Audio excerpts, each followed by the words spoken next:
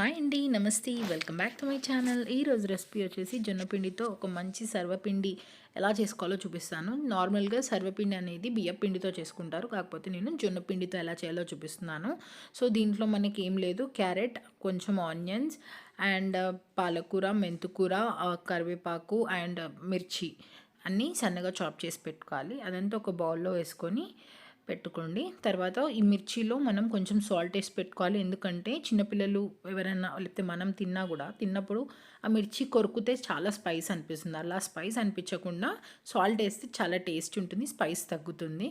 ఆ వాటర్తో సహా మనము వేసేసుకోవాలి. ఇందులో మీకు సాల్ట్ వేసినప్పుడు మిర్చిలో నుంచి వాటర్ వస్తుంది, ఆ వాటర్ కూడా మీరు ఈ పిండిలోనే ఈ బ్యాటర్లో వేసేసుకోవాలి. అండ్ నువ్వులు నేను ఒక కప్ తీసుకున్నాను, మీకు కావాలంటే ఎక్కువ యాడ్ చేసుకోవచ్చు, ఇంకా కావాలంటే తక్కువ క్వాంటిటీ కూడా యాడ్ చేసుకోవచ్చు. ఇందులో వేయించిన పల్లీలు అండ్ నానబెట్టుకున్న శనగపప్పు కూడా యాడ్ చేసుకోవచ్చు, మీ ఇష్టం. It's depends on your taste and preference బట్టి. సో ఇక్కడ నేను ఓన్లీ నువ్వులు తీసుకున్నాను, ఎందుకంటే కొంచెం హెల్తీగా ఉండాలి అని చెప్పేసి. అండ్ ఇక్కడ నేను జొన్నపిండి ఒక కప్, మీకు ఎంత జొన్నపిండి పడుతుందో పిండిలో అంత వేసుకోండి. తర్వాత దాంట్లో కొంచెం ఒక 5-6 స్పూన్స్ ఆఫ్ జొన్నపిండి తీసి పెట్టండి పక్కకి. సో నేను అది ఎందుకు తీయాలో చెప్తాను నేను. సో ఇక్కడ చూస్తున్నారు కదా, ఆల్మోస్ట్ ఆల్ మీకు ఇది ఒక 500-400 గ్రామ్స్ ఉంటుంది పిండి. సో బాగా మీరు చేతితో కలిపేసుకోవాలి, సో దాట్ ఆ వెజిటేబుల్స్లో ఉన్న వాటర్తో బాగా కలుస్తుంది. ఇప్పుడు మిగిలిన ఒక 5-6 స్పూన్స్ ఆఫ్ పిండి ఉంది కదా, అది వేసుకొని పైన బాగా మరిగించిన నీళ్ళు ఈ పిండిలో, ఈ జొన్న పిండిలో యాడ్ చేసుకోవాలి. ఎందుకు మరిగించిన నీళ్ళే వేసుకోవాలంటే, నార్మల్గా జొన్న పిండిలో మనకి ఎక్కువ జిగుట ఉండదు. సో దట్ మనకి ఎప్పుడైతే జిగుటతనం ఉంటుందో అప్పుడే చపాతీలైనా రొట్టెలైనా సర్వపిండి అయినా బాగా వస్తుంది.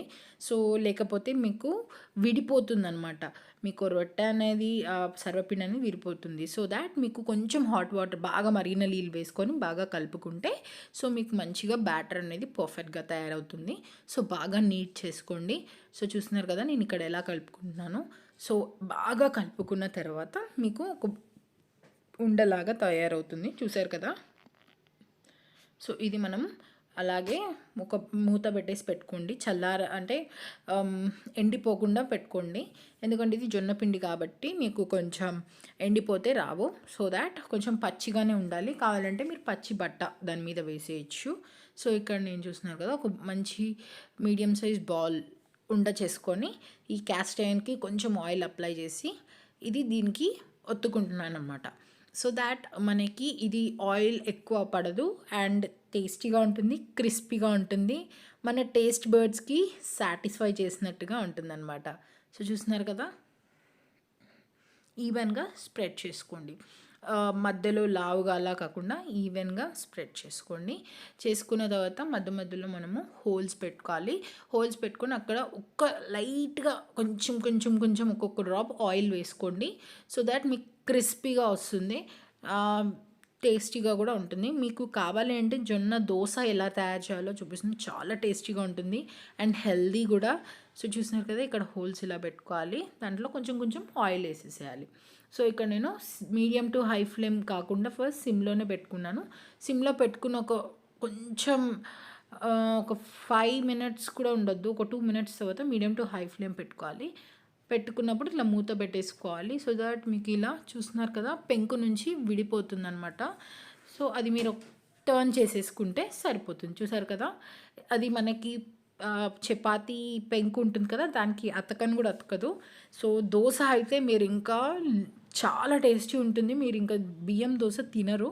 మా ఇంట్లో నార్మల్గా అసలు రైస్ దోశ అసలు ప్రిఫర్ చేయము, జొన్న దోశ, రాగి దోశ, మల్టీగ్రెయిన్ దోశ చాలా ఎమ్మీగా ఉంటుంది, టేస్టీగా కూడా ఉంటుంది. వన్స్ ఇలాంటి దోశస్ మీరు ప్రిఫర్ చేస్తే నార్మల్ రైస్ దోశ అసలు ఇప్పుడు తినరు మీరు, అంత టేస్టీగా ఉంటాయి అన్నమాట.